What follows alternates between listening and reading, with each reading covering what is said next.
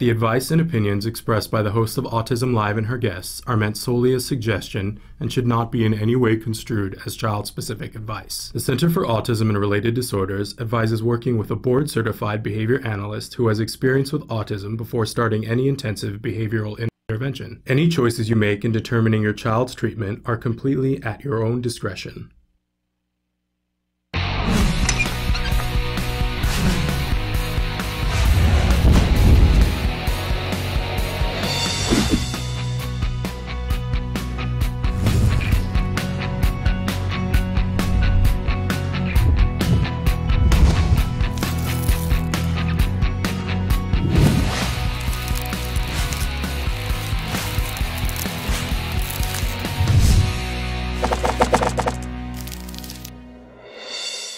Good morning and welcome to Autism Live. I'm Shannon Penrod and we are webcasting to you live from the Center for Autism and Related Disorders headquarters in Tarzana, California.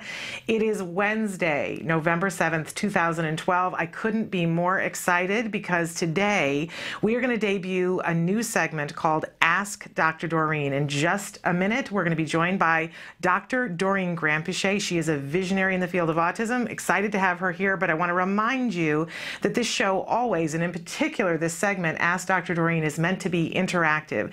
So Emily is showing you some very important addresses on the screen. These are the ways that you can ask a question right now live.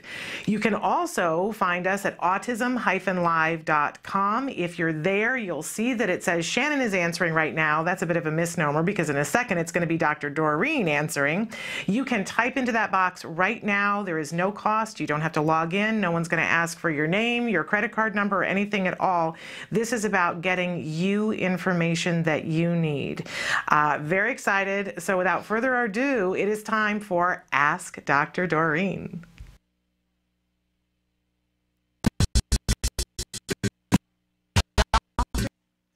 Doreen Granpeesheh is the Dr. Doreen is an expert in autism. Doreen Granpeesheh. Dr. Granpeesheh. Dr. Doreen Granpeesheh. Dr. Doreen Granpeesheh is a visionary in the field of autism, and now you get to ask her questions on Ask Dr. Doreen.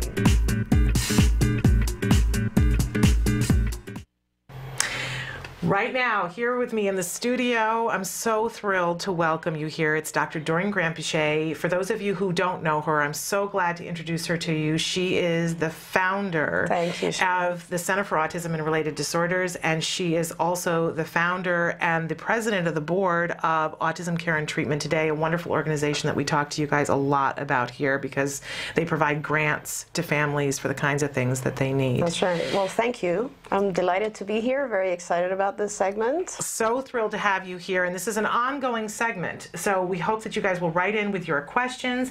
We want to get right to it. These are some of the questions. We got this question on Monday from someone who wants to know, why are pronouns so hard for our kids? That's a really old question, great question. Pronoun reversal is something that has been an issue for kids with autism for a long time. In other words, they can't use my and your appropriately and so on. And actually, we have a very interesting way of teaching that. But you know, nobody really knows why it's such a difficult concept, but I would imagine that it has something to do with the lack of perspective taking that our kids have, sort of the lack of the theory of mind deficit that our kids have, so which essentially means that our children have a hard time understanding that other people are separate from themselves. Yeah. And if that's the case, of course, it would make sense that it's would be hard for you to understand the concepts of my or your, me, you, and so on. So, but it is actually something very easy to teach, and what we do is we pair the individual's name with the pronoun and then gradually fade out the name so the child learns it. And it is one of the earlier programs that we teach, so it's very easy to fix. Infinitely teachable. Oh, absolutely. Okay, good to know, because sometimes it seems so frustrating, and for a parent, sometimes you're working with your child and it seems like they're never going to get it, but infinitely teachable with really qualified people doing ABA. Right. Okay, wonderful. Good to know. We have another question that came in this morning. How do you teach a child the dangers of cars and streets and looking?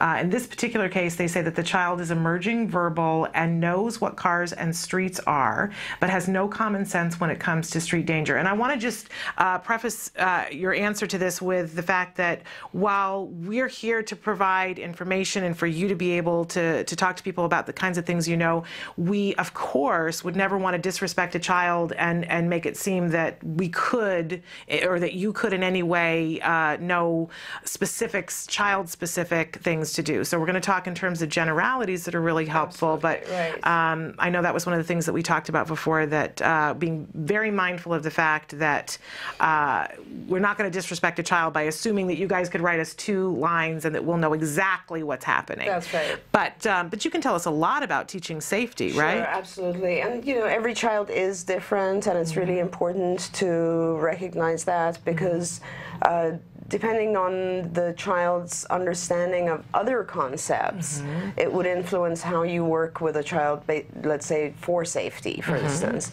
But yeah, safety is a big issue, of course, and there are a number of different programs that we do to teach safety. I mean, one of them obviously is crossing the street or being aware of that issue. There's other safety things such as strangers or hazardous materials in the house, those types of things, and they all have to be taught.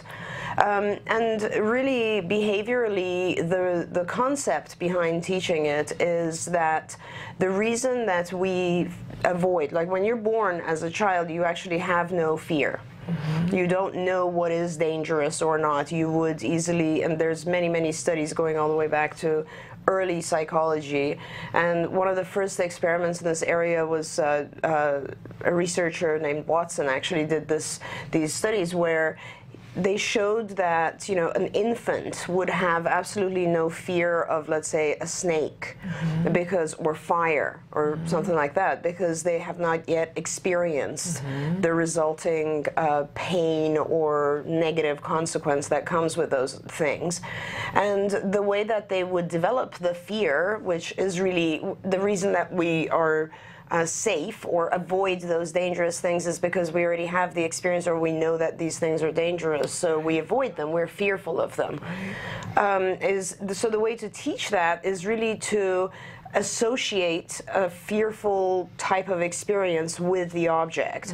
So in other words, the early experiments, what they would do is they would make a loud noise behind the infant, like clapping very loud, and pair that with some object that they wanted the infant to fear. And that's classical conditioning. When 2 things happen at the same time, we tend to one takes on the properties of the other. And so, whereas an infant might have started out not being afraid of, let's say, snakes, when it was paired with a startling noise, and you could then remove the noise gradually, and then the snake became fearful, or fear-producing itself. So, with crossing the street, for example, which is one of the safety programs, you do something similar to that. I mean, you essentially will, of course, try to get the child, depending again on the understanding level of the child, to understand sort of what could happen if a car hits a person and all of that. But in many cases, our children haven't yet developed the reasoning to kind of understand the consequence that could potentially come from this. Right, it's that whole cause and effect thing. That's a very high function, a high executive functioning skill. Absolutely, and it's an advanced skill. Right. So in the meantime, what do you do? Because your child's a danger. Right, and you have to realize, how do typically developing kids actually learn these types of things? And the way that they learn this is that, every time we're about to cross the street, mom or dad grabs my hand, and they are so in tune, typically developing kids are so in tune with mom or dad's, let's say, reaction to the situation or their caution, that they take on mom or dad's fear or caution about the situation, and they start to realize, like, child might go near the stove and mom or dad will say, don't go near the fire, you know, and that reaction they take in and they realize, whoa, this is something I need to stay away from. And with our kids, it's sometimes harder because they're not that in tuned or just aware of other people's reactions or feelings or warnings. So really, it's just a matter of kind of exaggerating the feeling, so that if like the way that we do it essentially is we practice it with the child, and of course we'll give them the rules, you know, look right, look left, so that they know what to do in that circumstance. But we also just, in terms of safety, want to make sure that the child doesn't run into the street. So we actually will have a therapist whose reaction is fear-based, you know, like, oh no, don't go, or something like that. And then the child will start to develop that fear of, okay, I really shouldn't step off the curb until I'm sure that I've looked both ways and there's no cars coming.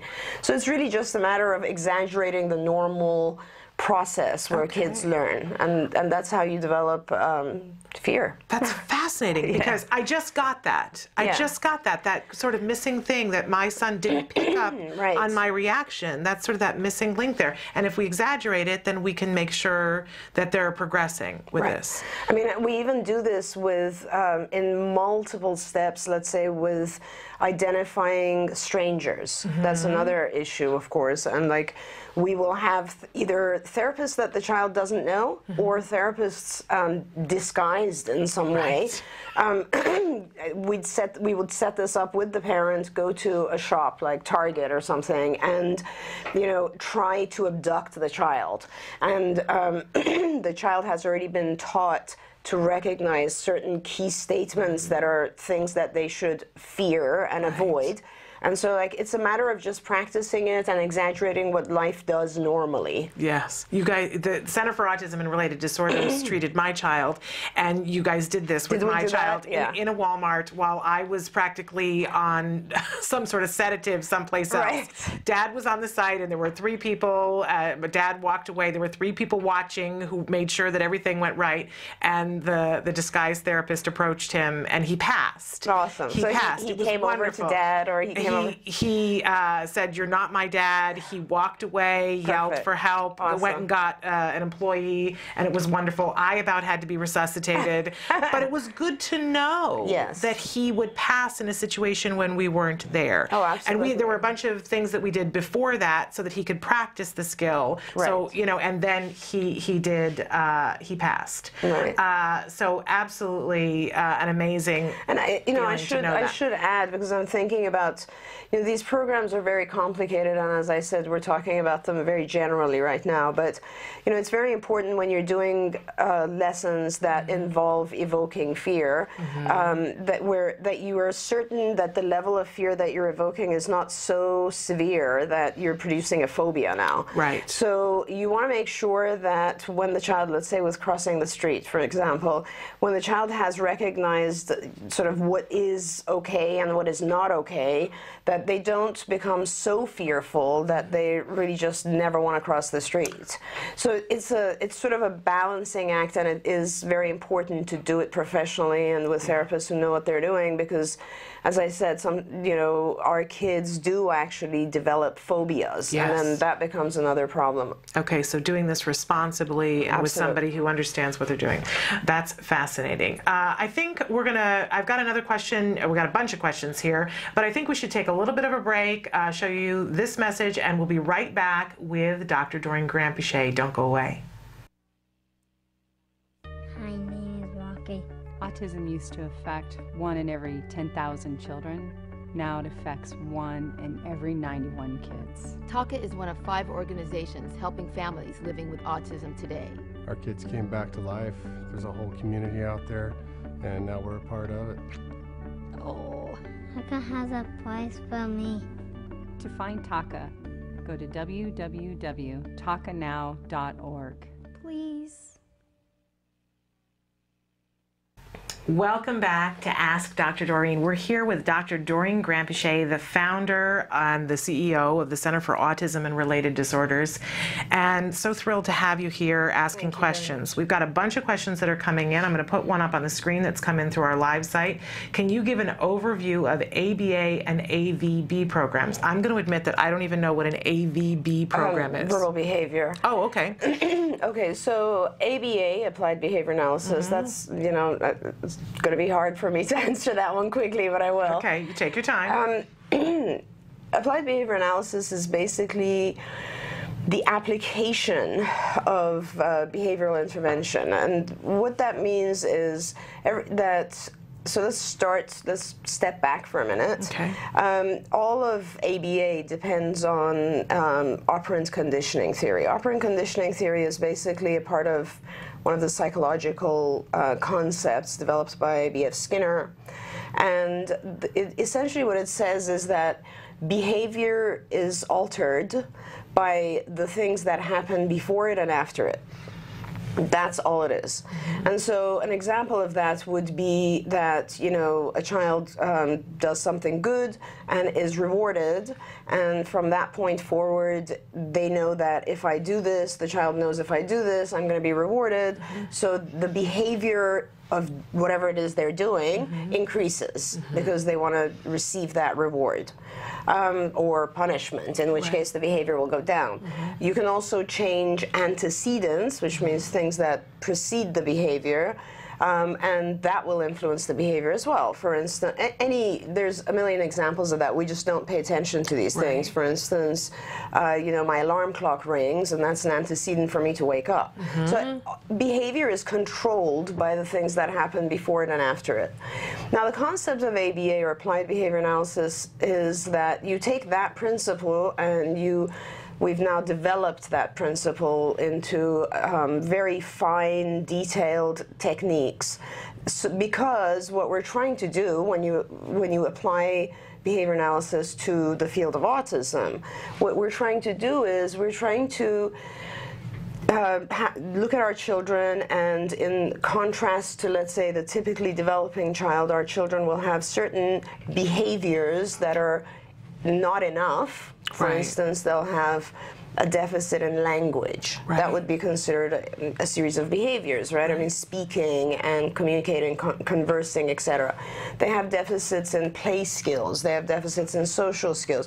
Those behaviors we want to manipulate and increase. And then there's a series of behaviors that our kids show that are a little bit excessive, like they will tantrum instead of communicating, or they're aggressive, or they have various self-stimulatory types of behaviors that distract them from the world. And those behaviors we want to decrease. And so you have a set of behaviors you want to increase, a set of behaviors you want to decrease, and you apply these principles of behavior analysis to those behaviors, and you work on increasing these by rewarding them, and you work on decreasing these by taking away rewards when they occur and replacing them with behaviors that you are more adaptive. So that's the kind of overall concept of ABA. Now, over the years, of course, different more detailed techniques have developed. For instance, discrete trial training, DTT. And discrete trial training is a form of ABA where you sit with the child and you will give an instruction, and which would be the antecedent. And the child is prompted to respond, or the child will respond. And then if the response is correct, you will reward it. If the response is not correct, you will not reward it. And you do this, you know, DTT has its own kind of rules. So, like, you do this the first time without prompting the child, second trial without prompting the child, and typically on the third trial you want to make sure the child is successful in his response, so you will prompt or model for the child so that he receives a positive consequence.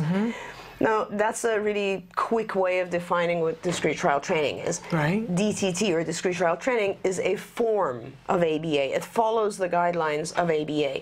There are many of these types of things, like errorless is a form of ABA.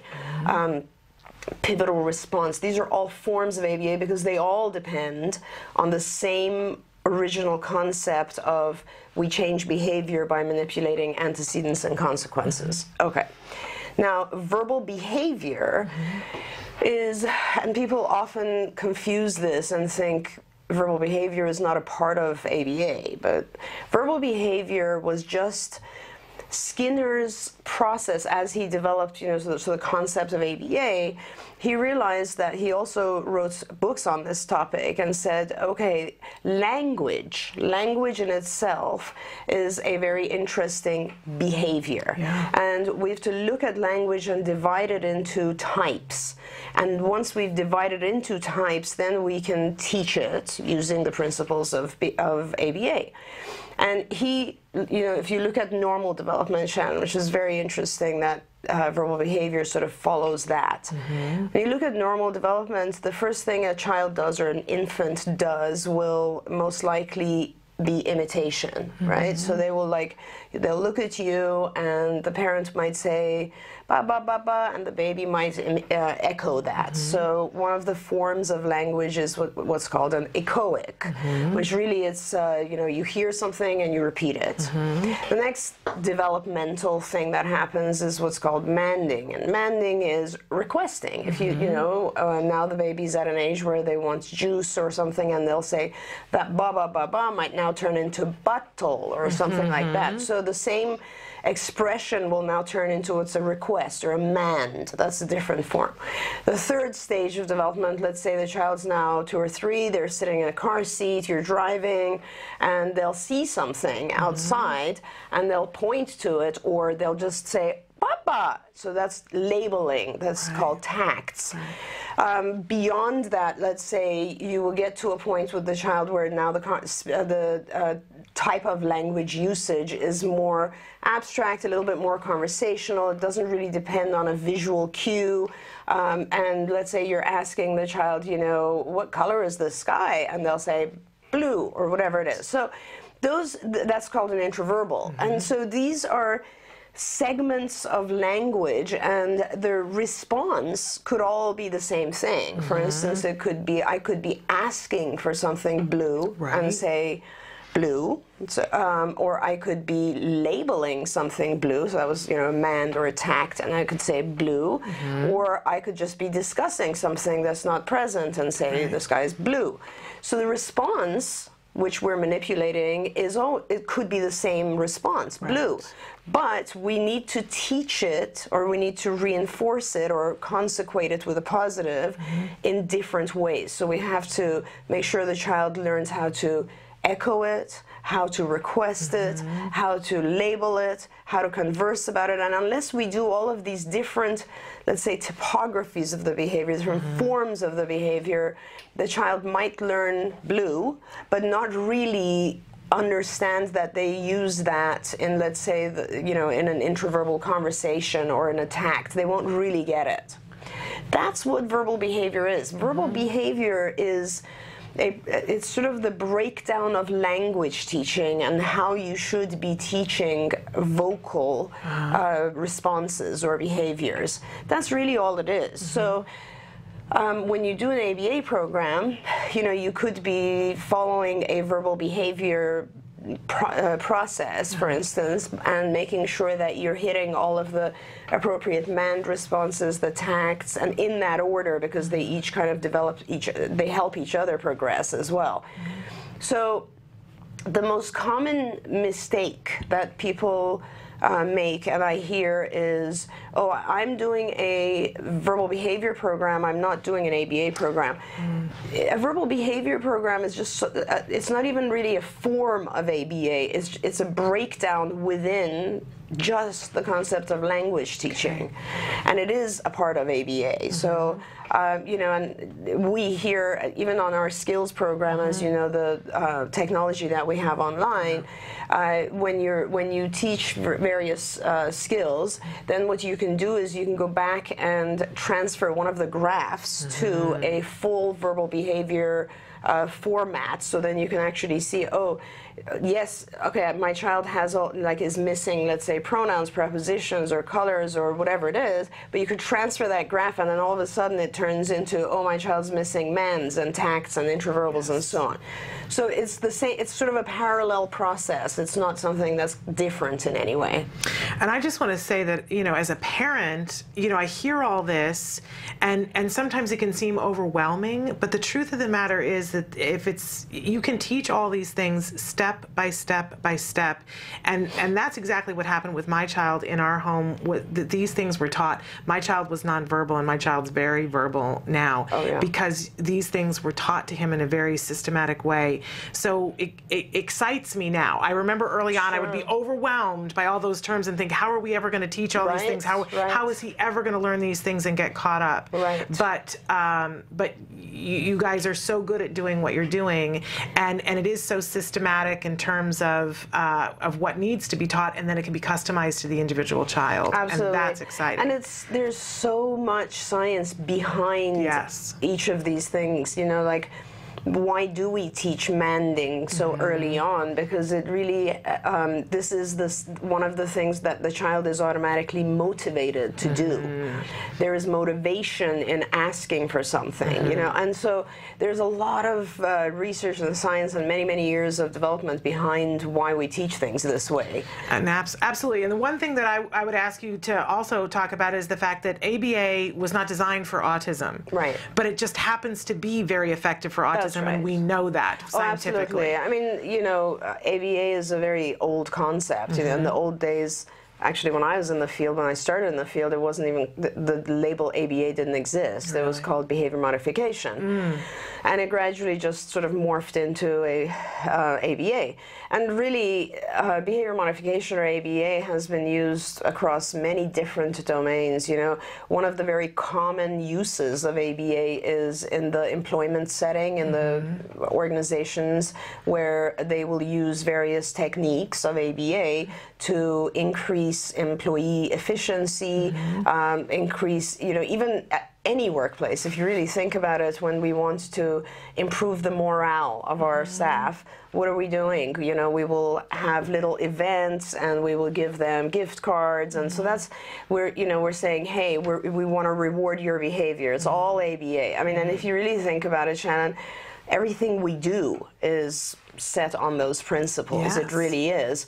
And so it has now, of course, been applied to autism, and one of the earliest examples of applying it to autism came from the work of Lovas.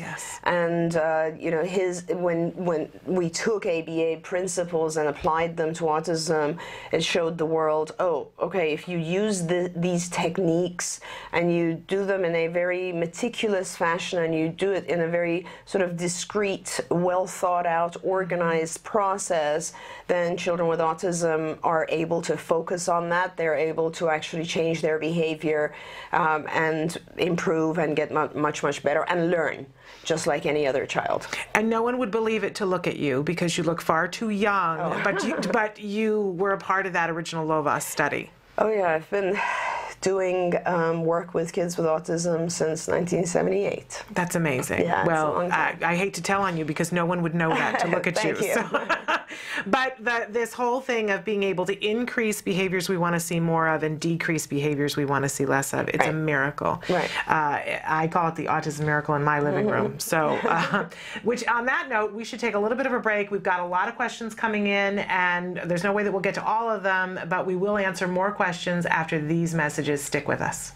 The Autism Society exists to improve the lives of all affected by autism. We work to increase public awareness about the day-to-day issues faced by people on the spectrum, advocate for appropriate services for individuals across their lifespan, and provide the latest information regarding treatment, education, research, and advocacy. For more information, visit www.autismsociety.org. Welcome back. We are here with our new segment, Ask Dr. Doreen. Dr. Doreen Granpeesheh is with us. We have a question here that I'm going to put up on the screen. I thank you guys so much for writing in with your questions. We're going to get to as many of them as we can. I just want to pose a question, and I understand you're having a little bit of trouble with a Flash player. There is a thing to download if you're having trouble. But at what point do therapists stop over-prompting children with functional language? Are they taught anything about processing time and giving a child at least 2 attempts to answer before prompting language? I'm showing that to you on your screen right now at home. That's an amazing question. Like, if that was asked by a parent, that parent knows their stuff pretty well. We have some savvy parents who watch oh my this gosh, show. yeah, That's great. absolutely. Okay, so at what point do they stop over-prompting children with functional language? We'll start there. Right. So, and then the question actually goes on and says, do they know to not prompt until the 3rd trial? Which is kind of an interesting question from a parent, because that's what I just described, which is sort of the discrete trial model, which is amazing.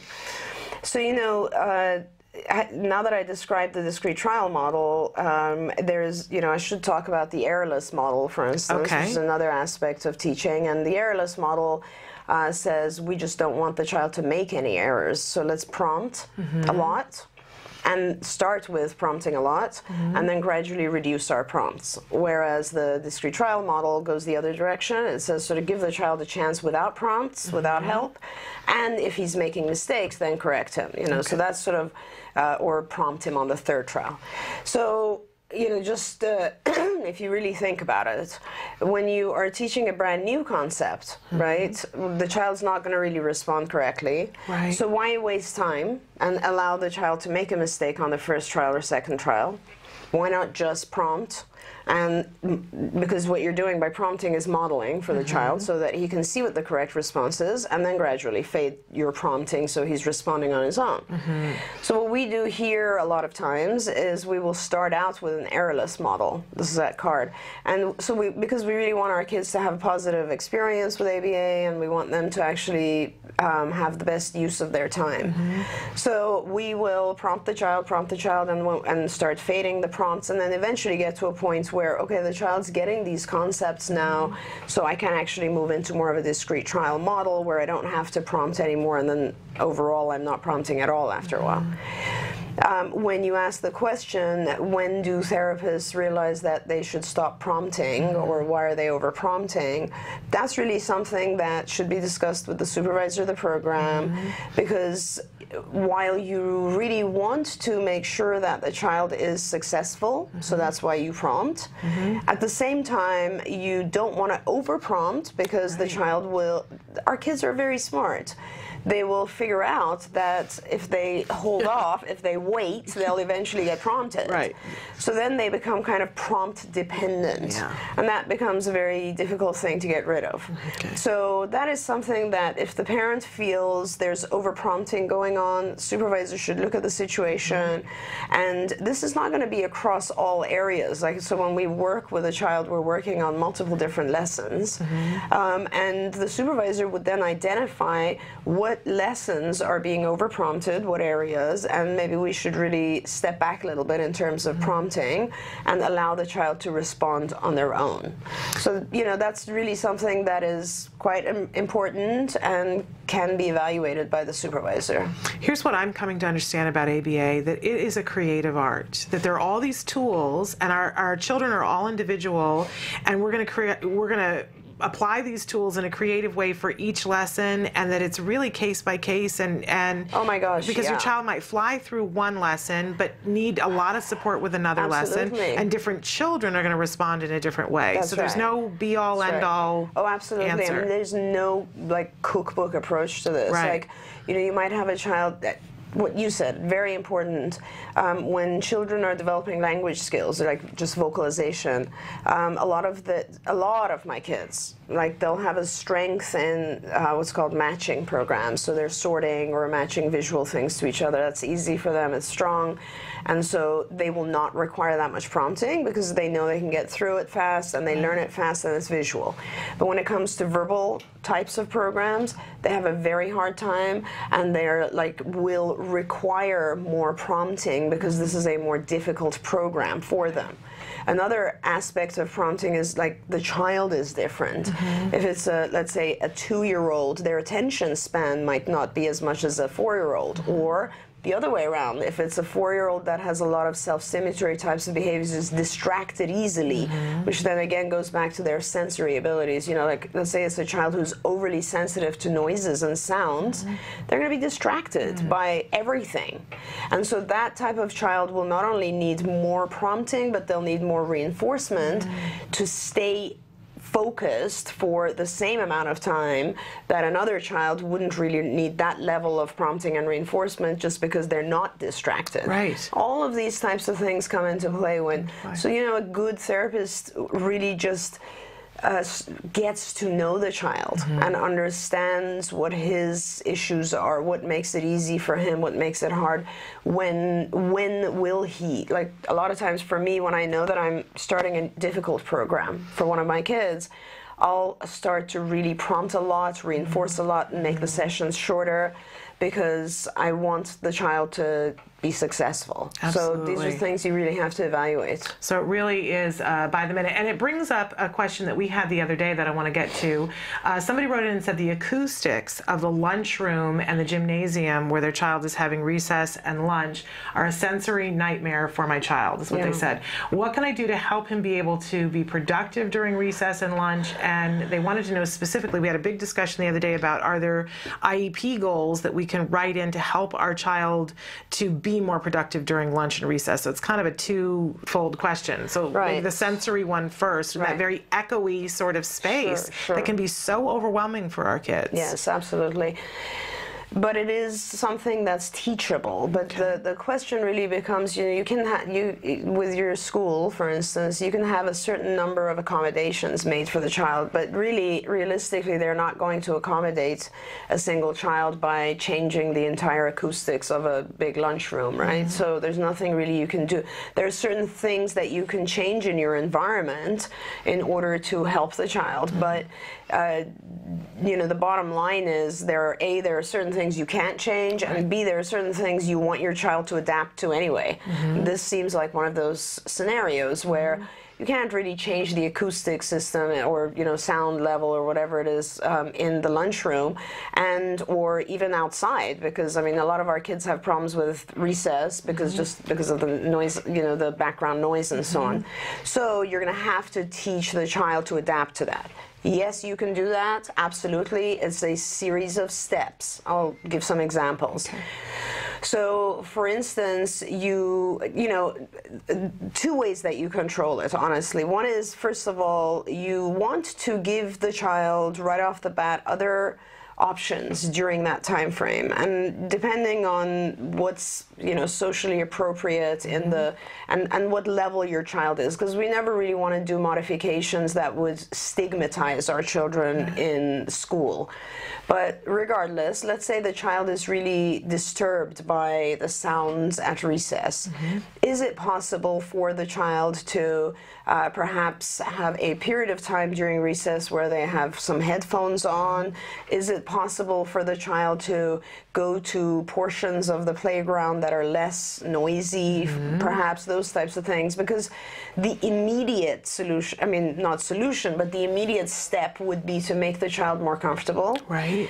As you're doing that, then you want to make sure you're actually teaching the child to adapt to this. So one of the things we do, for instance, is we will actually start to tape record some of the sounds that are bothering the child, and we'll start to put those in the background at home. So, for instance, a lot of my kids are able to focus very well when it's in a quiet room, but as soon as we introduce any kind of background noise in the room, then they're distracted the whole time. They can't really focus. So you start with it's a shaping procedure. You start with a very low volume on the background noise, and you gradually bring it to a point where you see, okay, this is my threshold. This is like, as soon as I take it above this volume, it's distracting the child. And then you practice easy lessons, things that are easy for the child at that threshold level, and then you start to increase the threshold to the point where, and then you continue to practice the child staying focused and doing the things they're supposed to do as that background noise becomes more intrusive. Wow. And, you know, background noise, of course, could be anything. I mean, you could literally tape the conversations in the lunchroom or in the playground noises, whatever it is.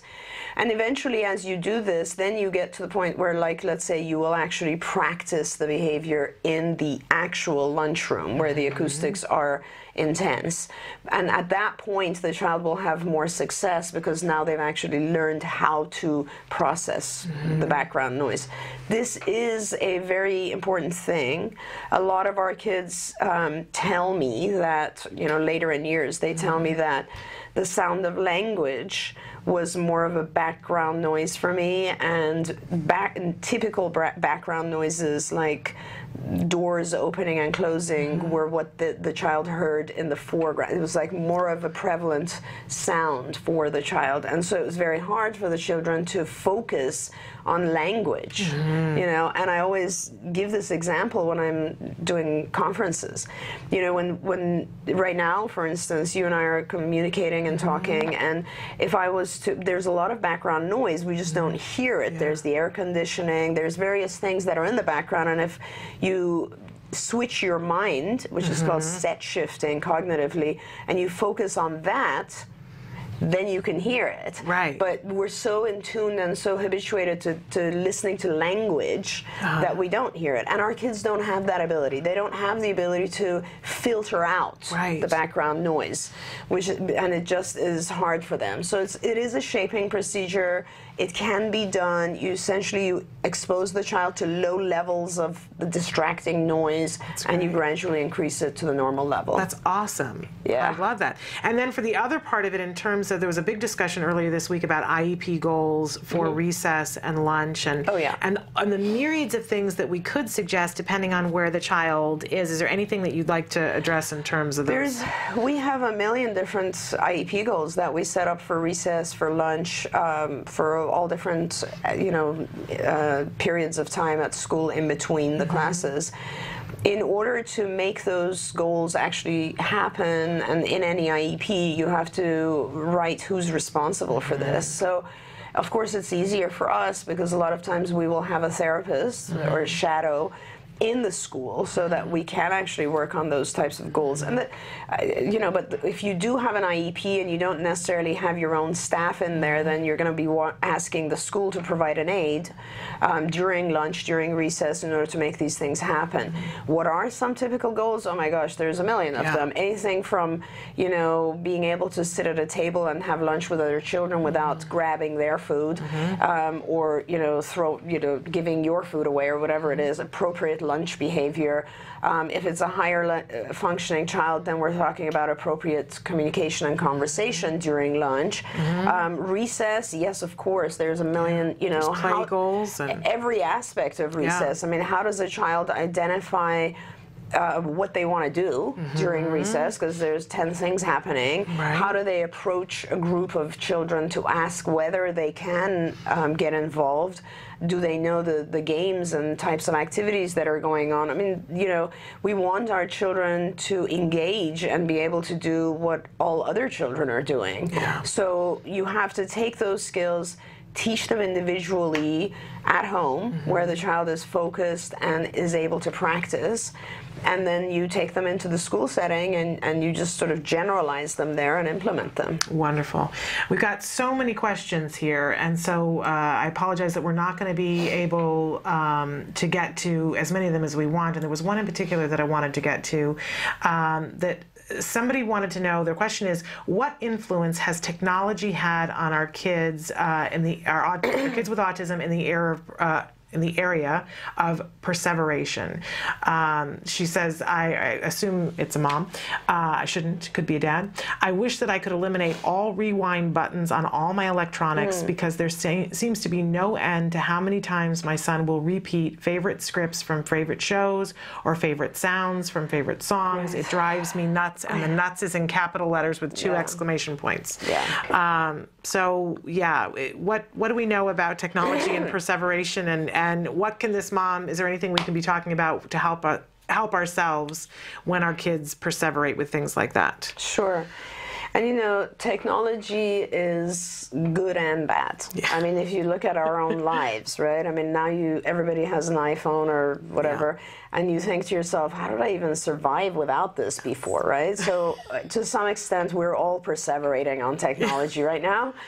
But having said that, technology is also very interesting for our children. You know, I don't know that anybody's really looked at why, but there are a lot of children who will learn more from a computer than they will from a person. Perhaps that has to do with the fact that it's easier to focus on a screen than it is on someone's eyes, for our kids at least. Perhaps it's more controllable when they focus on a screen.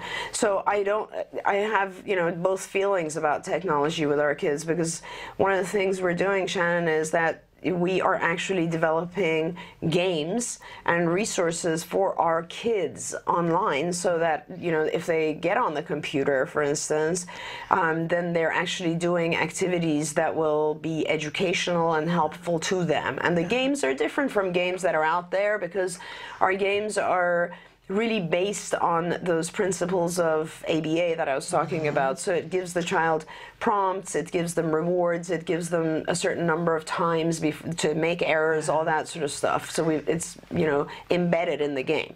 It's cool. Now, they're awesome. Cool. They're terrific, because, I mean, if you think about it, if our kids could actually learn a lot of these things on their own, great, you know, why not?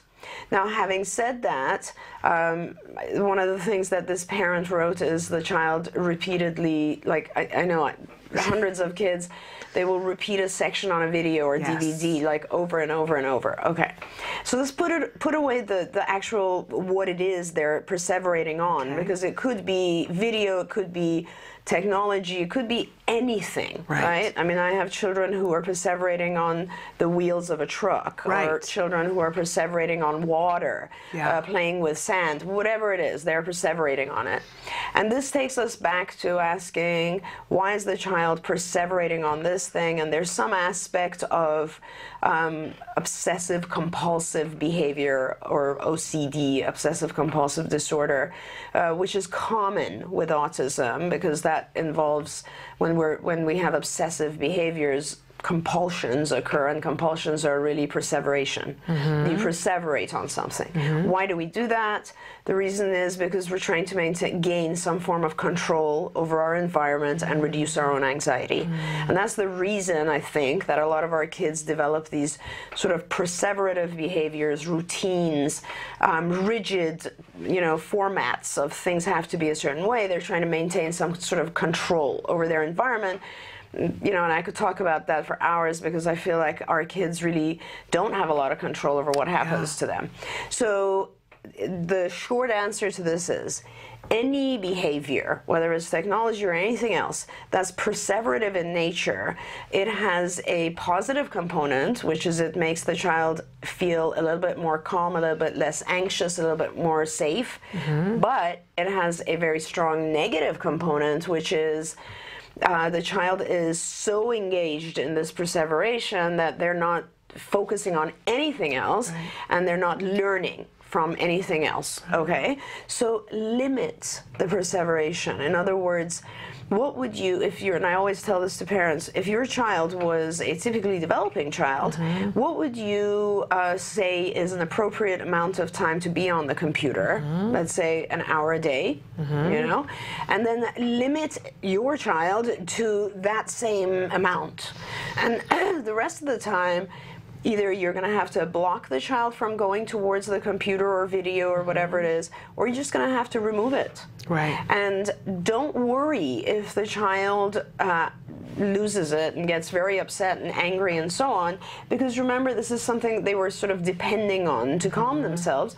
but make sure that you are offering the child another activity that is also calming, that's perhaps more adaptive, more appropriate. Could be anything, as long as there's someone watching over them. It doesn't really matter. But don't take it away completely because you're concerned about the perseveration of it. Okay. Limit it to what would be normal. In fact, if you take it away completely, you'll never really be dealing with the perseveration issue because it's just not present. Then the next time the child goes to someone else's house, they'll perseverate. Next time they have access, they'll perseverate. So you have to deal with it. Yeah. And the way that you deal with it is you just limit it.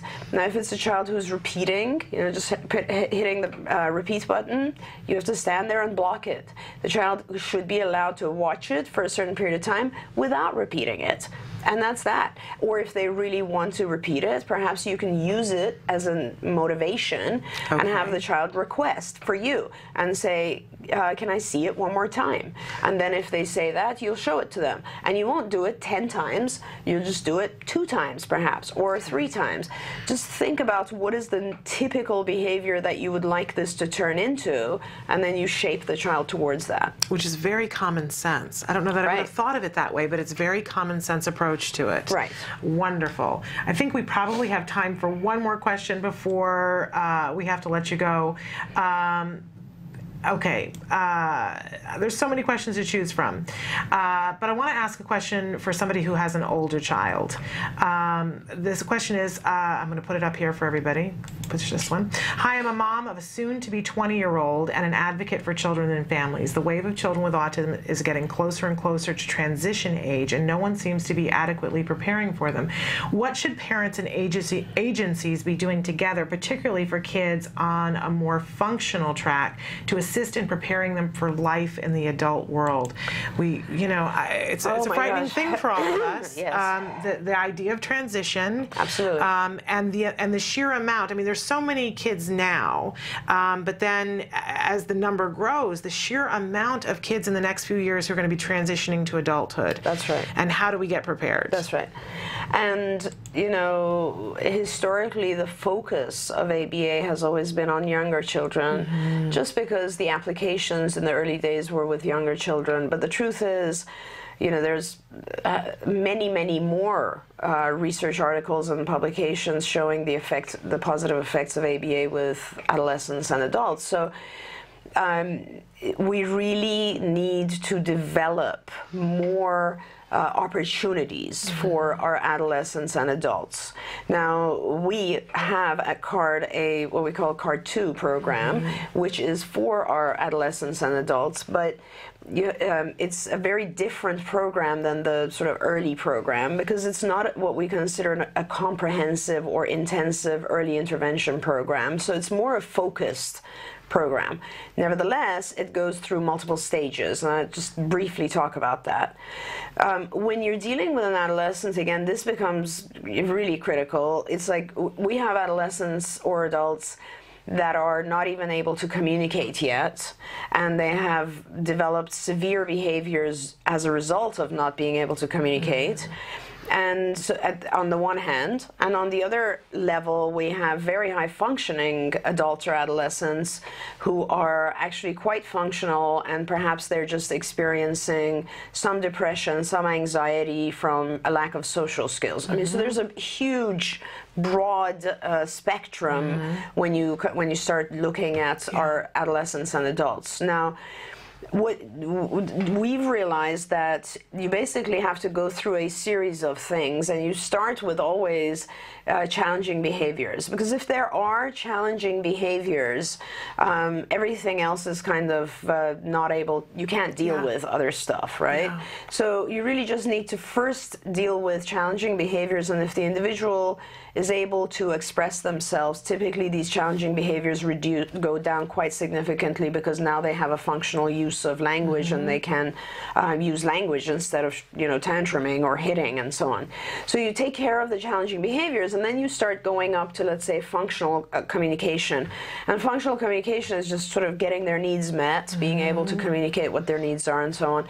And you progress from there, and you will, at the highest level, we're teaching our kids things they need for college, or vocational skills. Right. You know, a lot of our kids, it's very interesting actually, because we forget that our adolescents and adults are adolescents and adults. They're adolescents. They're just like anybody else. They also they have habits that have become ingrained. They will get upset and angry when they're bored. I mean, there's certain things, and we see, like when you teach the adolescent a vocational skill that they really love, like some of my kids like carpentry or whatever it is, you know, they stop having those challenging behaviors because, wow, now they feel really good about themselves. They're producing something. They're part of a job. They're active. They have motivation and goals and all of that sort of stuff. So it really is critical that agencies start to develop more programs for our adolescents and adults. The transition period can be easy if you are able to help the adolescent or adult just get into the things they're interested in. It's the same principles, you know, use better communication instead of challenging behavior, start to actually acclimate to their environment, pay better attention. You know, if we can take these programs and develop them more for our adolescents, then the transition period is nothing. It's actually quite easy.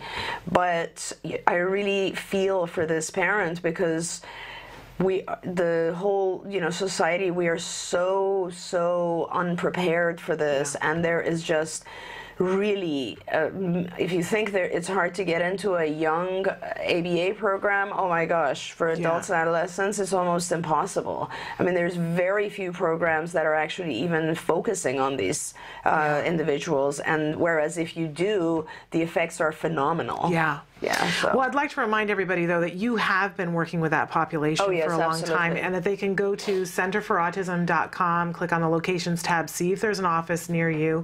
And I also want to touch briefly on the fact that there are some amazing lessons and skills that are for, I know a lot of people tend to think that the skills program, which is the online curriculum that you have developed over 20 years, and there are some amazing things in there that aren't just for little kids, that I personally am a huge fan of the executive functions curriculum. And when I read through it myself, it changed how I looked at a lot of different things. I think it's a great program for any teenager, on the spectrum, not on the spectrum, anywhere in the world, to prepare them to be successful in life.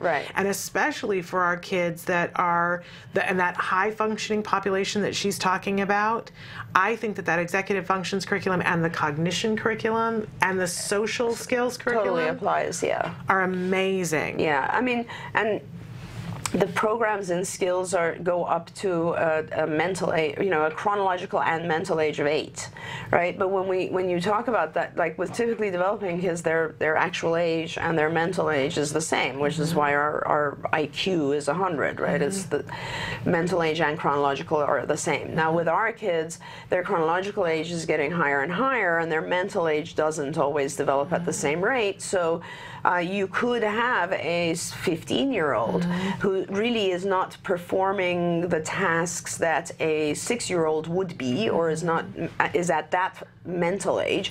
So skills is very appropriate for our adolescents, and really it's just about making those two, the mental age, come closer to the chronological.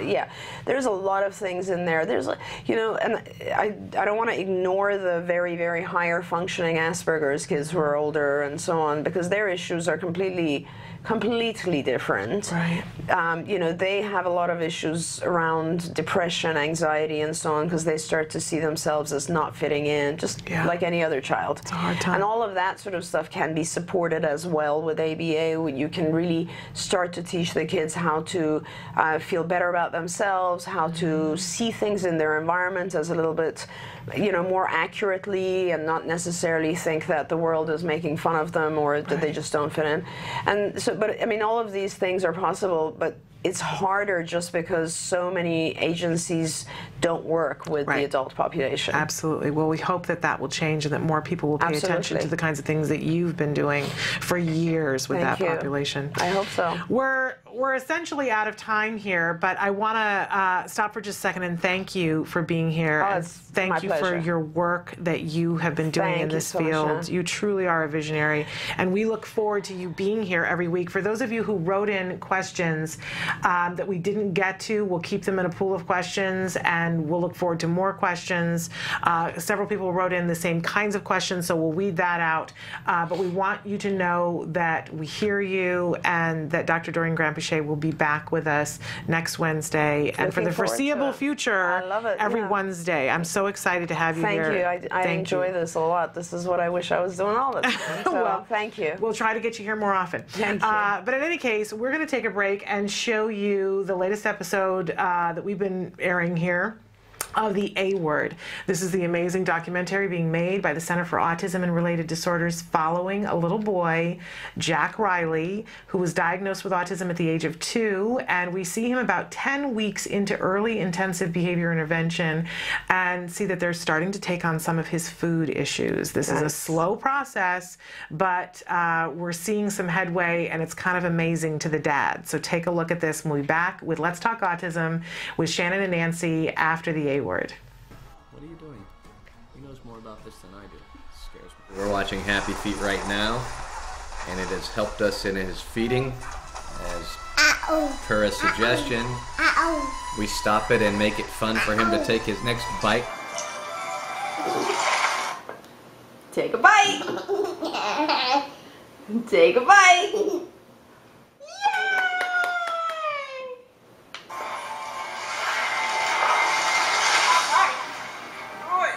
Not only did he feed himself his applesauce and laugh the whole time, he fed himself 6 or 8 bites of soup, which he's never done. He's done that 2 meals in a row. So looking forward to today. We're hoping that we've made a positive change in his eating, but we will try it at approximately 12:30, I guess. We will do the same thing. I'll give him some soup and some yogurt with a banana chopped inside. And I will try to get him to watch this and sort of feed himself. Right, bud? Come in! Hi. Where are you? Oh, hi. Hi, Jack Riley. I'm my friend. Do you remember her? Miriam is a new therapist working with Jack Riley. Today, she's shadowing Jessica to observe and learn from her. So right now I'm just going to probe to see what he knows, so I can find a new target for him. What is it?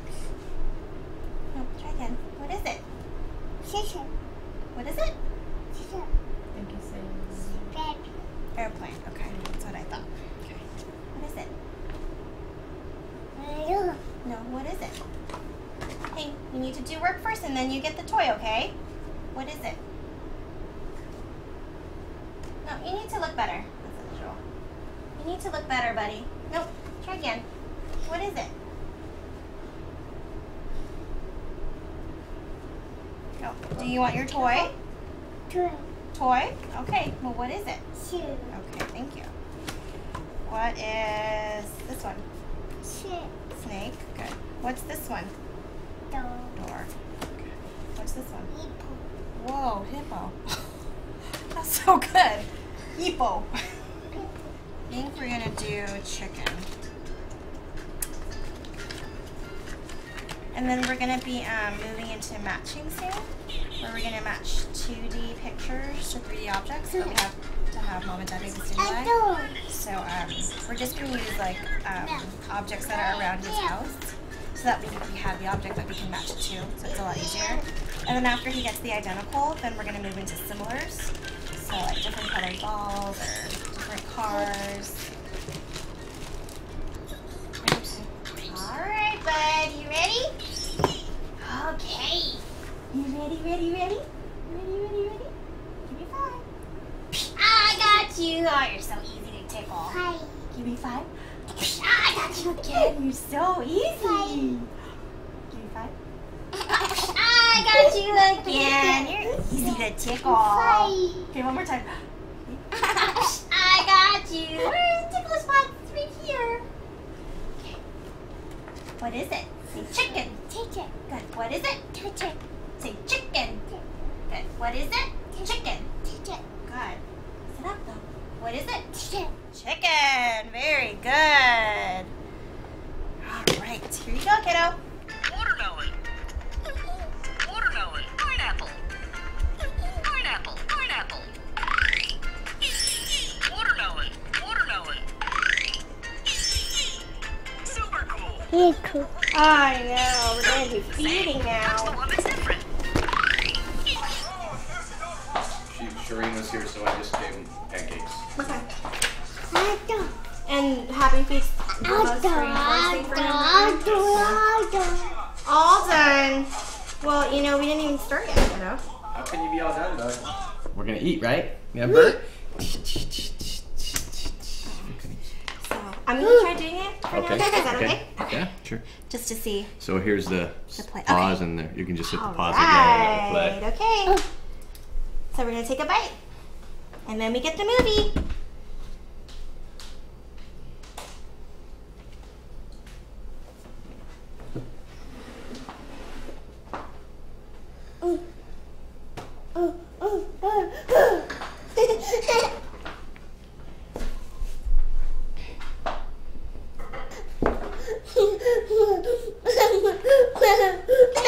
Take a bite and then you can have the movie. Do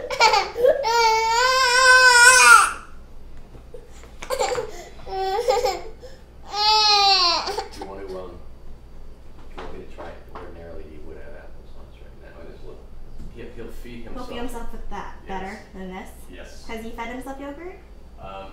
He hasn't yet. Okay. He has. We've done applesauce and then soup, and he started on the soup. He did a few bites on the soup after finishing the applesauce. Okay. Maybe Whatever you think. applesauce would be better Okay. for today because it's preferred, right?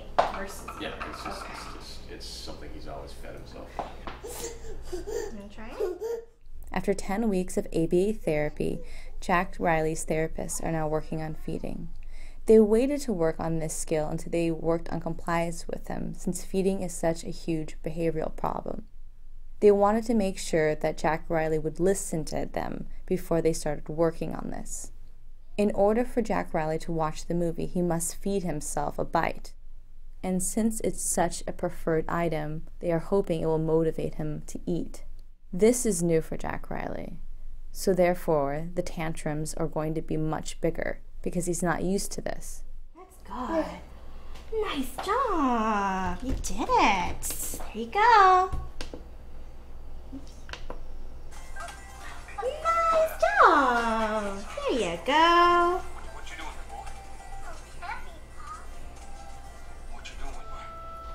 All right, let's take another bite. One more bite. Wow, very good. There you go. Okay, take another bite. People. Yeah. Is Mambo there? Take another bite. Yeah. Awesome. Let me see. Oh, all right. That's good. So when he does that, what happened earlier, it's really upset. In the chair? Yeah. And he'll just keep stepping in. And Walk away. just, walk away. Good, eating. So yeah, just don't even say anything. And you know, when he's doing his thing, you can just present it again. If he still swats you away, that's okay, just walk away. Okay. Because even part of it could be, the reaction. You guys. Attention. Yeah, the attention that he's looking for. And if you just kind of walk away, then he doesn't get any of that. Right. So hopefully that'll subside, and that's what it is. But well, I mean, we'll see. What works, what doesn't work. Well, we had a great dinner last night with him. Just Cheryl does this dancing, but she's goofier than I am. But, and he just cracks up and eats. And she kept turning it off, but she made it kind of a game. All right, you want some more Mambo? You want some more movie? Yeah? Yeah. Yeah, happy feet. You give me a high five for eating all your applesauce. High five, you're leaving me hanging. Jessica is giving Jack Riley verbal praise for finishing his applesauce because it motivates him.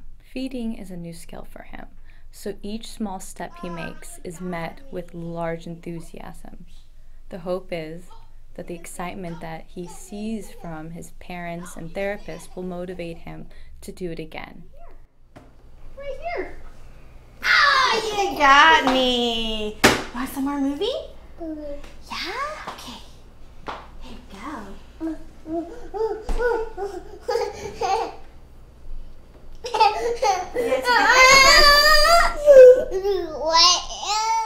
Jack Riley continues to tantrum, refusing to eat his lentil soup for about 15 minutes.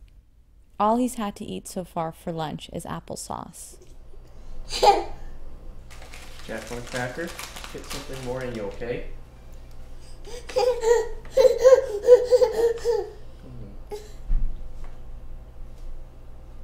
You can take over. Okay.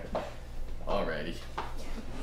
I just wanted to see if he would feed himself the soup, but that's okay. We can do that another day. He might just be mad now. Yeah. You want to just take a bite? One bite. No, watch this. You kidding me? Ding, ding, ding, ding. Take a bite. Take a bite. Take a bite. I know. You have to earn it, though, huh? Life gets tough. That's how you get paychecks. You earn it. Right? Whoa. Whoa. Whoa.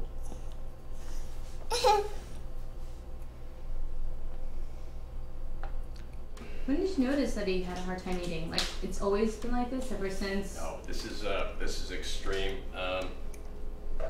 He's very finicky.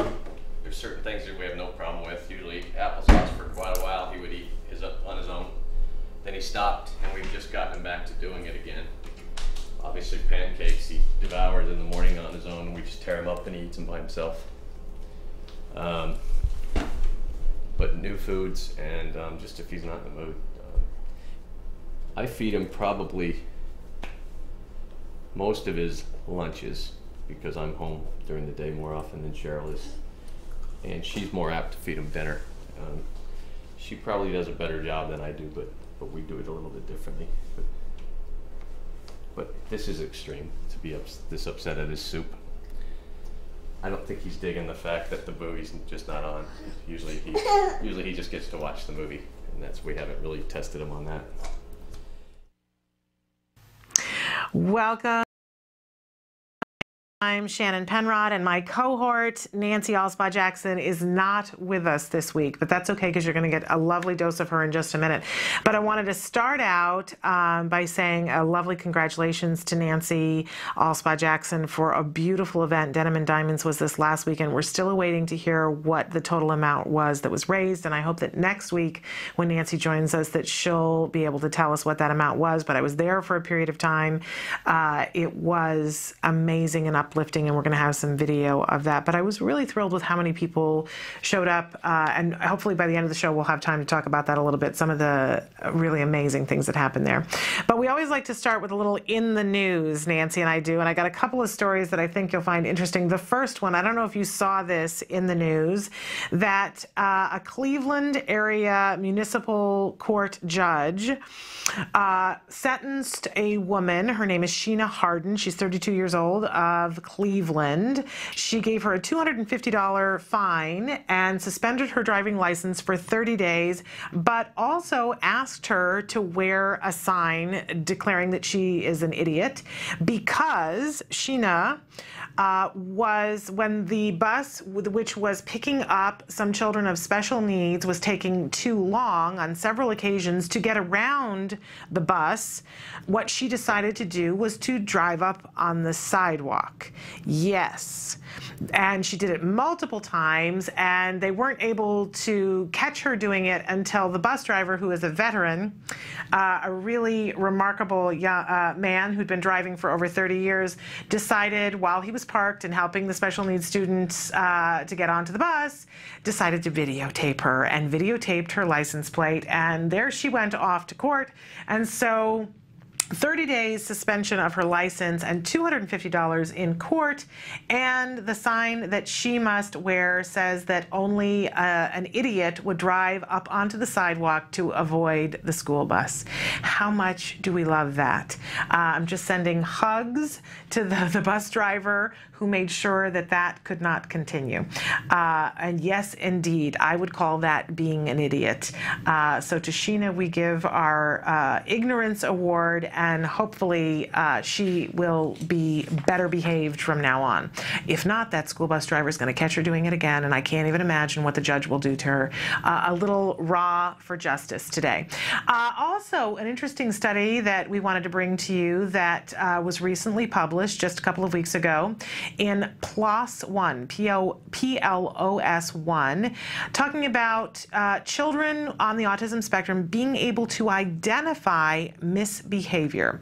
And this is a really interesting study because so much of the time we're not always aware of what our kids understand and what they don't understand.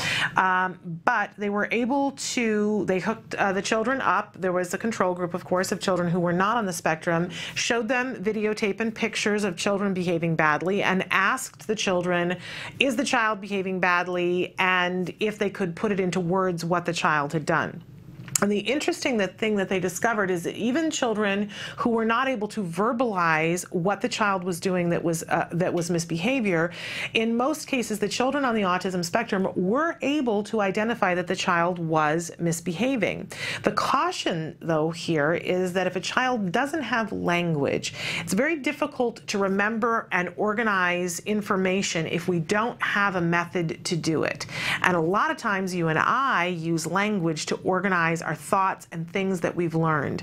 And what we see is that when someone doesn't have language, their memory is not as accessible and not as organized because it comes in pictures. And we've seen Temple Grandin talk before about how she organizes pictures. But there is a moment in which she uses language because she puts it into categories. And for children who don't have language, they, from the study, it seems to say that they're able to identify that it's misbehavior, but it might be difficult for them to generalize that behavior and understand when it's appropriate and when it's not, so that they themselves won't engage in behavior that's misbehaving.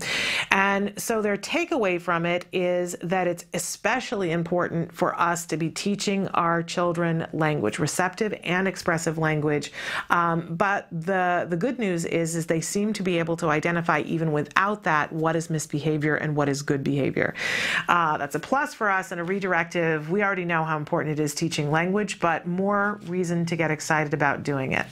Okay, so that's our In the News. We wanted to take today and replay, because Nancy couldn't be here, a really special guest that we had on the show about 6 months ago. And of course, I'm talking about Joey Travolta, who is the head of Inclusion Films. And you'll see at one point in this video, I turn to him and say, oh my goodness, you are truly the real deal, aren't you? Because the gentleman is, and we think that this program that he has started for our kids, both for little kids on the spectrum and their siblings, but also for our kids that are older. If you have an older child on the spectrum and you're looking to do something, we were just talking with Dr. Doreen Granpeesheh about finding something that they're passionate about and helping them to develop that skill and put them into the job market. Well, Joey Travolta is all about doing that with Inclusion Films. So check out this interview that Nancy Alspaugh-Jackson and I did with Joey Travolta from Inclusion Films, and we'll be back after the interview. Welcome back to Let's Talk Autism with Shannon and Nancy. We're here with a very special guest. There's quite a bit of hubbub here because we're starstruck. The wonderful and fabulous, and as we mentioned, handsome Joey Travolta is with us. You're the founder of Inclusion Films. We're thrilled to have you with us here today. And Joey, I just have to say it, you look remarkably like and share the same last name of one of the most famous movie stars in the world. Is there a relationship there? We were womb mates. You were womb mates. That's wonderful. Okay, so John Travolta. Yes, we have the same mother and father, yes. Okay, great. But now you have quite a resume in the film, television production business. Tell us about that. I've done a few. Well, I started out as a singer. And then from singing, I went into, well, let me back up. I started as a special ed teacher. Okay. And during that time, I was also singing, and because of the way I taught, which conditioned me for what I do now, as a teacher, I performed my lesson plan. So math, art, history, I would write a script and perform it. And my theory was that if kids were watching TV for 5 or 6 hours, if I could make my class as entertaining as TV, then I'll hook them in. And it worked. So. Well, actually, I have been over to the Inclusion Films offices and studios, and in Joey's office there is an album that hangs on the wall with, I think you have an afro in that picture, or a head of curly head? No, curly head of hair? It's more hair than I have now. Let's put it that way. A lot more very hair. brown. Very brown. Yeah. Well, I was actually, I've been salt and pepper since I was 25. So. Okay. And I think that picture, I think it was 25 when I did that album. So. Okay. 28 when I did that album, actually.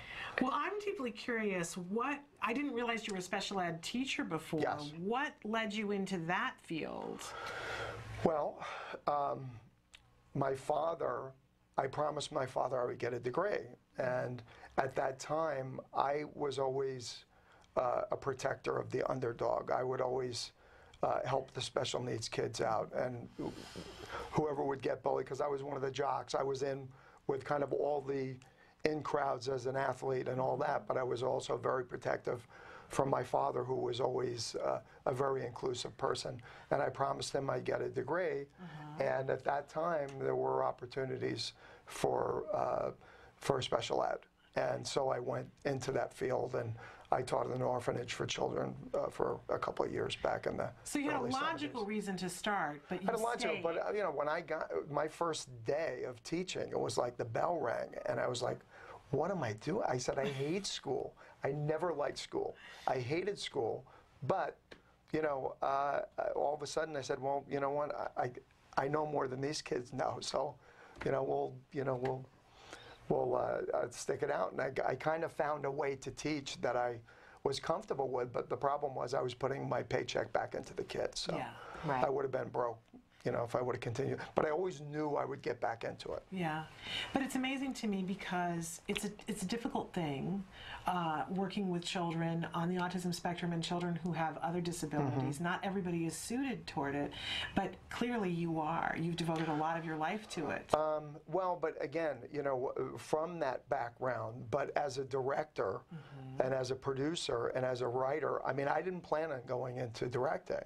Really? But someone said to me, well, I'll put money up for this film that you're going to do, but I want you to direct. I said, well, I've never directed. She goes, but you're an actor, you produced, I see the way you work with people, and your people skills are your biggest asset. So as a director, technically I knew what to do, but the gift was making people feel comfortable and making actors feel comfortable so they could perform themselves. But that being said, craft service, PAs were just as important as my stars. And I treated everybody the same. Well, when did you make the transition to working with special needs kids? It was all by, this whole thing is, it dates back to my daughter almost 9 years ago. And this whole normal people scare me. I was doing 2 films a year as a producer and director. And I always had this concept, because I was getting kids out of UCLA and USC that didn't know their way around a set. Right. So I thought, well, wouldn't it be interesting if I could take like 10 kids that don't have, they're not going to go to college. They know they want to be in the film business. What if I started this workshop and they could work in any department or every department, from the writing of the script or the breaking down of the script to the finished product, and they could experience every department, and I'll make that a business, and charge a fee for that, but they'll never be able to get that in college or anywhere. So it was a practical film experience. Right. So put that on the back shelf. So it was a concept that I had always had. And we were doing classes for neurotypical kids. And my daughter started a film festival at Chaminade High School. And she said, Daddy, would you help me out with it? And I said, yeah. I said, I'll give you a couple of camps. And I wasn't dealing with special needs kids at this time. And some classes, and I'll get you some publicity. So in the Acorn, the little newspaper, they did an article on the film festival and my relationship with the film festival. And in the article, it said I was a former special ed teacher. And that's where Carrie Bowers and Elisa Wolf, they approached me and said, would you consider doing classes for special needs kids? Because those kids are never included. So I said, yeah. I said, you know, we could do that. I said, but, you know, you get the clients, I'll supply the space, the teachers, and we'll give it a shot. So in that same conversation, Carrie had said, I have a son that wants to submit a film. Can he submit a film? I said, as long as he's in high school, you know, what's it about? She said, what it's like to be autistic from an autistic kid's point of view. And I said, well, that's cool. I said, let me see the film. Well, he doesn't know how to make a film. I said, well, that could be a problem, you know. So I met with him, this big 6'5" at 15 years old, and very kind of, I mean, he was interested in the whole thing, but I said, let me meet him, and then we'll go from there. And they told me about what the concept was, and he was like playing with something, and on the ground there was like a pile of sawdust. I don't know what he was playing with. Very kind of disinterested until I said, well, this is what we'll do. You have to be responsible for doing the interviews. I'll supply a camera and an editor, and then I'll supervise it, but you have to do all the interviews, get all the kids and all that. And then I got California Connected to do a documentary on it, a piece, and Daily News came down the night of the screening, and this little 10-minute film, not only, it was such a big story that the Daily News did a follow-up the following week. Dennis, what's his name, Dennis, I can't think of his name. Anyway, he used to have his a big site. We had people from Ireland, we had people from India, Italy, response all over the world wanting to know about this kid that made a film with autism. So once he was empowered and knew it was going to happen, it was a whole slide in confidence. You know, hey, you know, I'm going to make a movie. And it was a powerful, powerful tool. Filmmaking is a very powerful medium.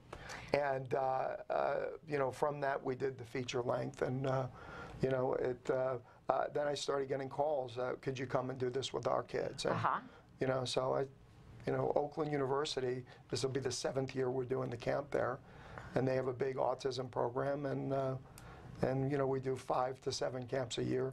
So you do camps, you do the camps are for kids. Camps for the kids.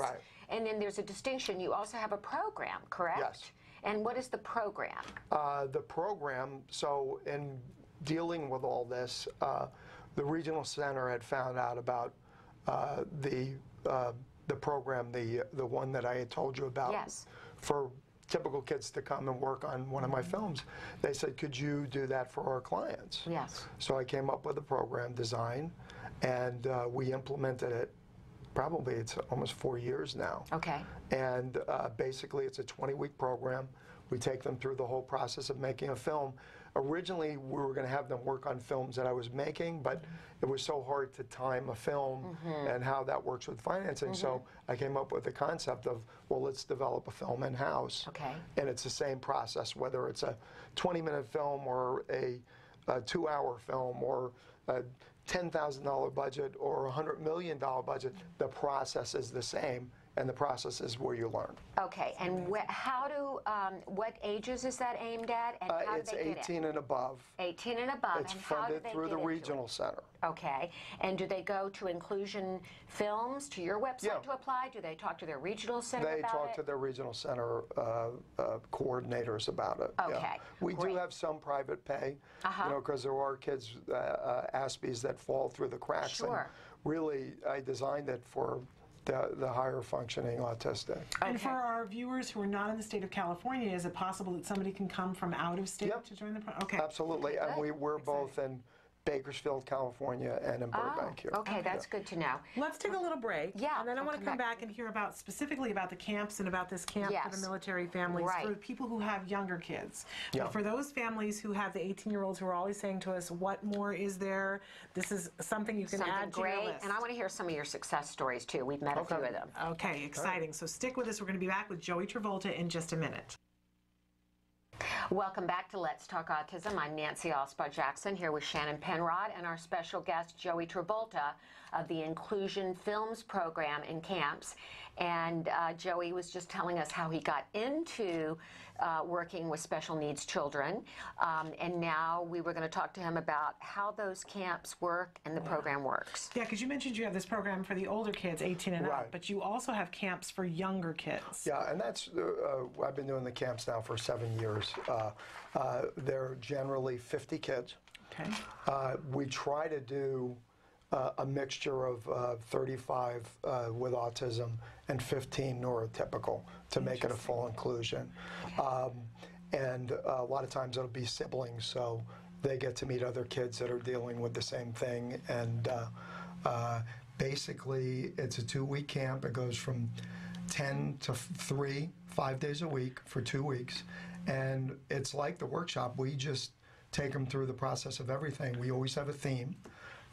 We've done themes like the really, really, really late show.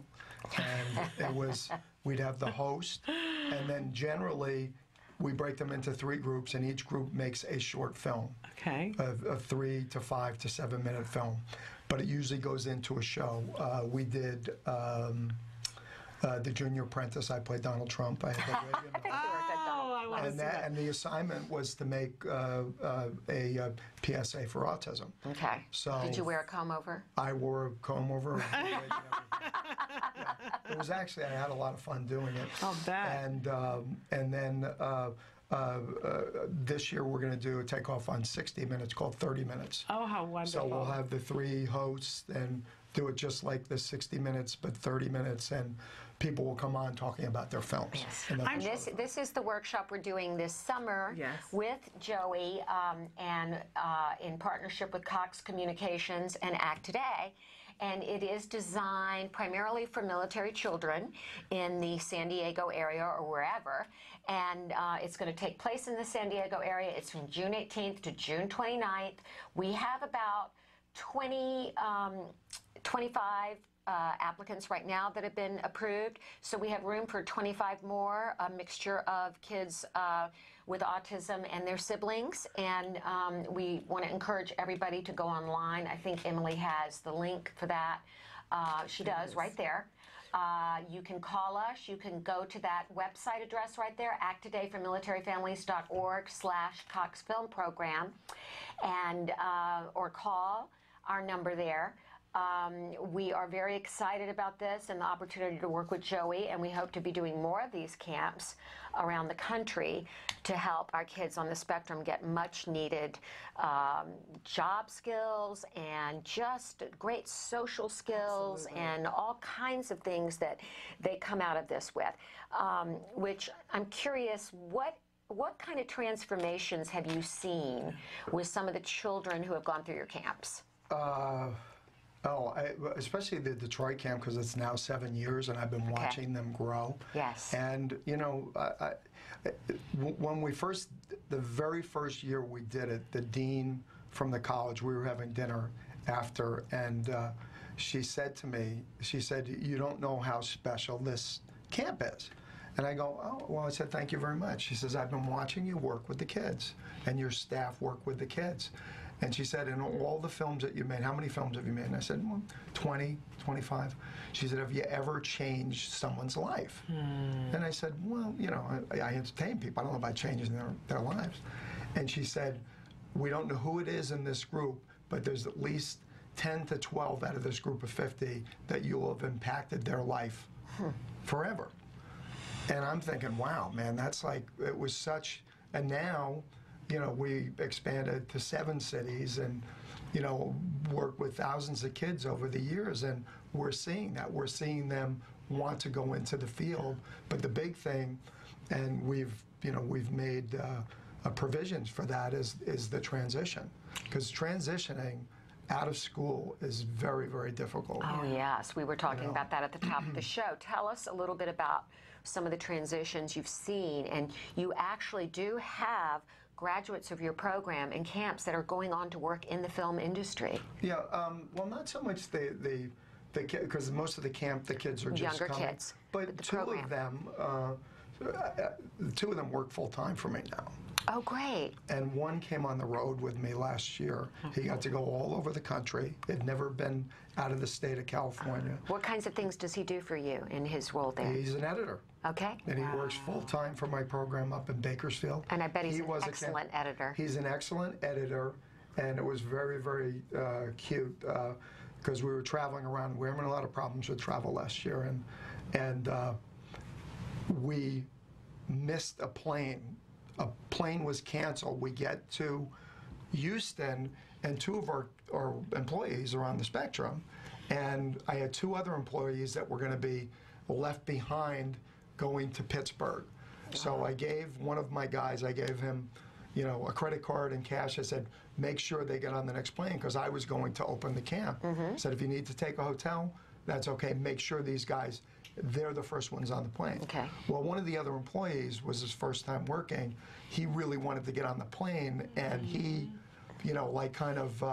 pushed his way on the plane, and so he got on first, and my other guy made sure everybody was there, and they almost didn't make it. They ended up getting upgraded to first class. And the other guy was mad because he didn't get on first class. So Paul, who was in first class, the stewardess came up to him and said, what would you like to drink? And he says, well, how much does it cost? And she said, well, everything is free in first class, whatever you want. He said, I'll have a strawberry milkshake.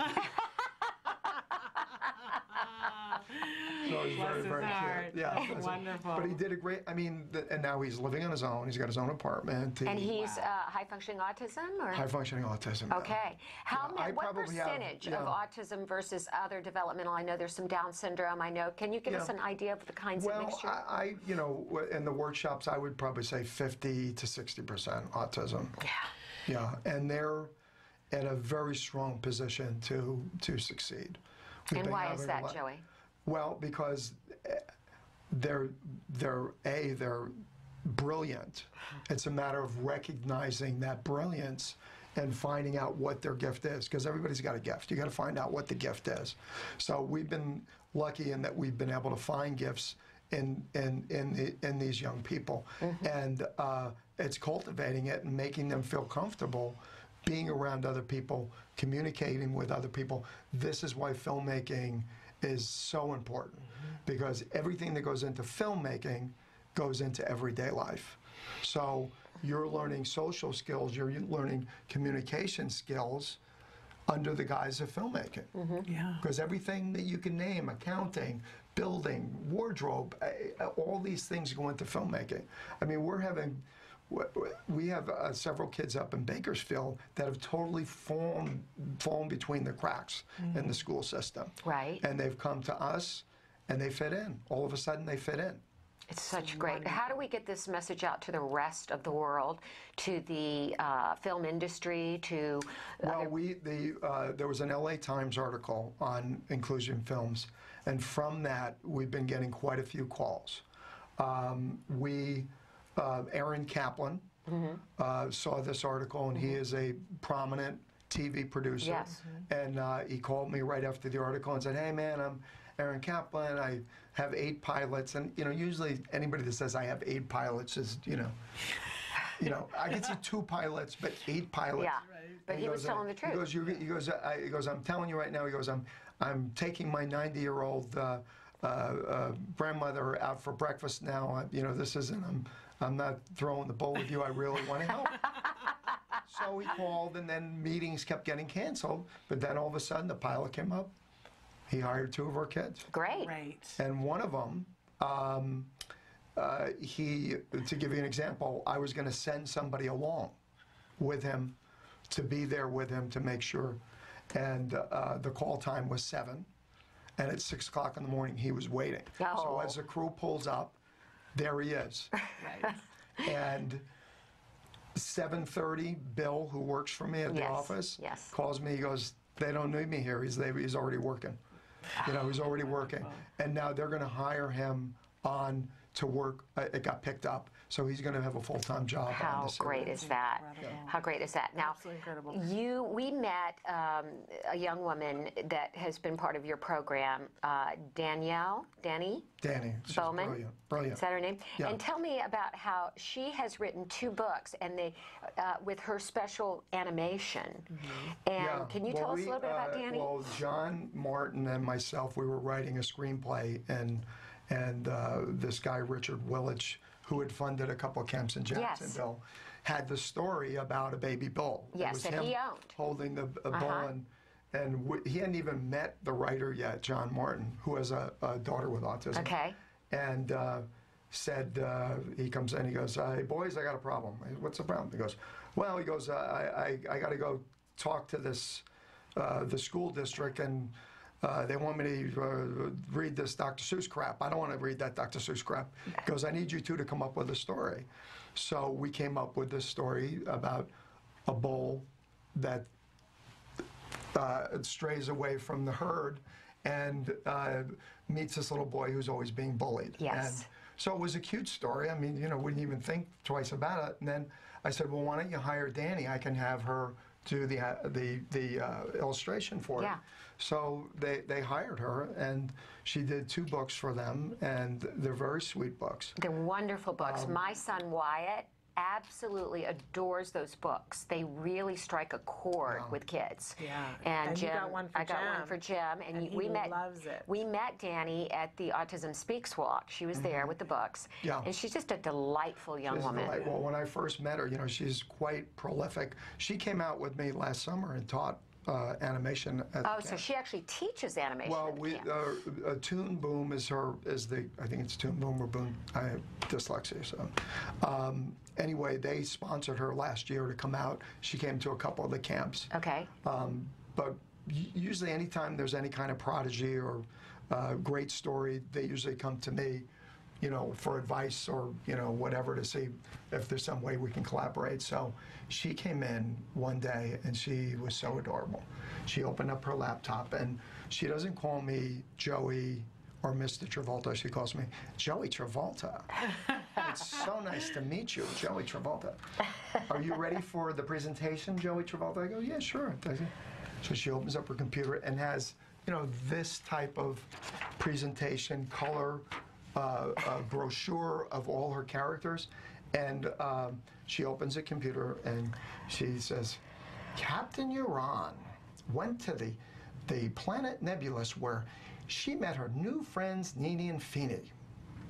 Are there any questions, Joey?" I go, "No, you're doing great." I said, go on. And she did this whole presentation. So I had a kid in the workshop, and his name was Uran, like her Captain Uran. Oh. And he does voices. Okay. So I said, "Danny, would you like to meet Uran? He's got the same name as your Captain Uran, and he does voices." He says, "Well, can I do that, Joey Travolta?" I said, "Of course you can. You can do whatever you want." So I bring Uran in. Uran is autistic as well, 22 years old. And I said, "Danny, meet Uran. Uran, meet Danny." And I introduced them, and he gives him the written material. And I'm standing here. Her aunt and uncle are behind her. "You're Danny." Okay. And he goes, "Well, first of all, your Uran is spelled different than mine is. And in order for me to get involved with this, you would have to change the spelling of your Uran." So Danny looks at me, "Can I do that, Joey Travolta?" I said, "You can do whatever you want. It's your Uran." I said, "Uran also does cartoon voices." So I said, "Uran, do a cartoon voice for him." So he looks at me, he goes, "I had sex with your wife last night." And now I know he probably heard it on the Cleveland show. Yeah, Family Guy, yeah. And I The go, Simpsons. "You're on." I go, "Totally inappropriate." I said, "Do you have anything to say for yourself?" He goes, "She was great." Now I'm embarrassed. I'm going, "Oh my God." So I apologized to her aunt and uncle. He goes, "No, don't worry about it." He goes, "We totally understand. Actually, all of Danny's characters are different diseases, including venereal diseases. And then the anecdote is like penicillin, you know. So she comes up there. So they leave, and Yaron comes back, and I said, Yaron, I said, that was so inappropriate. I said, I'm trying to train you to be in the workplace. I said, and you have sex with my wife? I go, totally inappropriate. I said, he says, Joey, he says, it will not happen again. And then as he leaving, he told me, he says, Joey, he says, would it have been better if I had used Scooby-Doo's voice? I could get out of here. But that's just, great. Oh, it's wonderful. so cute. Now, I think we have a clip of something, right, Emily? Okay, Yep. let's take a look at the clip, because when we come back, too, I want to know, you had them do a project for your David Letterman late night piece about the top 10 reasons to hire. And I want to hear with about autism. that, but let's take a look at do we know what the clip is? I'm not sure. Okay, well, we're going to take a look. CBS News. CBS News. All right, we'll take a look. Okay.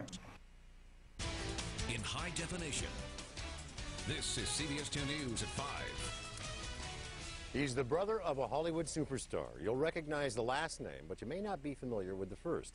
But for up-and-coming film students, Joey Travolta is a superstar in his own right.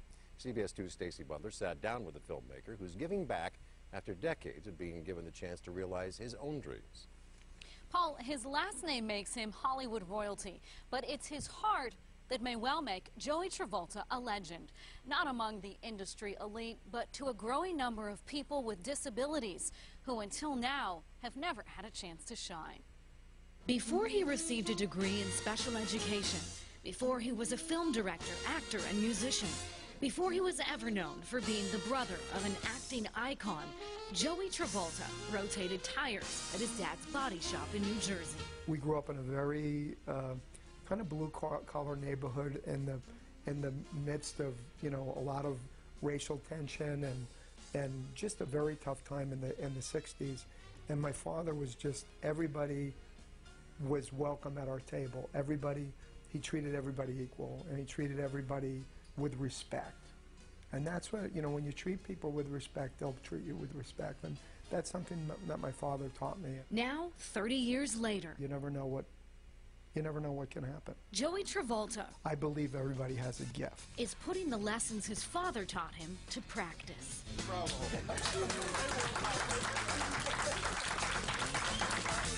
What these kids have to give us, they're the teachers, because they teach us how to be the way my father was. My father was tolerant. My father was inclusive. After directing 20 films, Travolta could have retired. I got the golden ring. This is the golden ring, you know, as far as I'm concerned. Instead, John's big brother is using his expertise and Hollywood connections to return to his first love. You sort of do an expression like, oh, brother. Good, and it's going to be which tape? Helping the developmentally disabled learn the movie business. And it is a real set. It's a practical experience. The difference is they work alongside the pros. That's how they get their experience. Market. Inclusion Films started as a short film camp. Two parents who have children with autism had approached me about doing classes for special needs kids. Grubby Octopede and Master Splinter. Your pizzas are ready. Now, as part of a full-time vocational program, his students are casting a short film. An actor comes in, and I'm sure they think it's, you know, what is this, you know? It is the first film written and directed by a Southland man who has autism. Working on a movie, it was like the one time I didn't feel like I had anything wrong with me. But some do find work as editors and production crew. This is the first time in my life that I can sort of be myself. In an industry known for casting off those who don't fit the mold. How many times, you know, someone with special needs are asked their opinion on something, you know, and, well, what do you think about this? Joey Travolta makes it his business to include them. I feel like everything in my life has brought me to this point. I want to be remembered for the work I'm doing now, you know. I'm hoping that someday, you know, Tyler or one of these other kids, you know, or, you know, make their own film and, you know, go on to do great things. And that they become someone who's appreciated in society. Inclusion Films relies on a number of sponsors, including the Lanterman Regional Center. A spokesperson there called Travolta's program visionary and invaluable to the students. For more on Inclusion Films and autism, just go to our website, cbs2.com, and click on Seen on TV. Laura? All right, thank you so much, Stace. A controversial law that allows terminally ill patients to end their lives when Okay. Back. So inspirational. You know, that gave a great overview. It just occurred to us we should have shown that at the top of the hour, but that's okay. Now people know more about Joey Travolta and your wonderful program. And Shannon and I were just saying, you know, we have to salute the regional center for seeing the value in this. Absolutely. Yeah. They also see the important, and it's been a problem trying to get people to hire. Sure. And I guarantee you, when you hire, they will be the best employee that you have. What a wonderful endorsement. It's just great. And you mentioned that you did this project late night, and that they did the top 10 reasons why you should hire someone with autism. We did a takeoff on the Letterman, and they did the whole roll down, and it was the #1 reason to hire people with autism. Okay. And that is that someday they could be your boss. I love that one. In the light of all the, tech companies and all that. Yes. Especially in the television business and the film business, you know. Yeah, absolutely. We know that, look at Mark Zuckerberg, not your average guy there in the hoodie and the, the things he does. Exactly. So you never know where your next genius billionaire is going to come from, people. That's right. So, and Joey, I had a great experience being interviewed by another Hollywood royalty in a family of Hollywood royalty, Joe Mantegna, the great actor, who is the star of Criminal Minds and is also very active with Act Today and our program for military families. He hosted our PSA that runs, and he also is the host of our golf tournament later in August. And Joe's daughter, Mia, attended your program. And she's a makeup artist too. She's a makeup artist. She's a doll. She's just, she's very into dates and birthdays, and the first thing she'll ask you is, "Oh, hi, what's your name? And when were you born?" And then you were a Libra, whatever it is. And then she'll never forget it. Right. And she's so cute because I always say, "Oh, Mia, you're never going to remember my birthday. October 14th, 1950." Well, she's a beautiful young woman. And she's a very good makeup artist. We have our own little show, Mia's Makeup. Great. Wow. And she also did a wonderful job. CBS, who has another great supporter of the autism world, Steve Malden, who has a daughter with autism. He ran a segment on Inclusion Films, and Mia was the reporter, and she interviewed me as part of that. And she just did such a great job. She really did. It's great. These news stations, it's a great way to give groups like ours exposure. And even NBC up in Bakersfield, we're getting a story a month that we produce, that we write, and our kids are the reporters for it. Okay. And we interview the subjects. We do it exactly the way they do, how the big boys do it. But the great thing is they get the work experience, and then they get to see the results.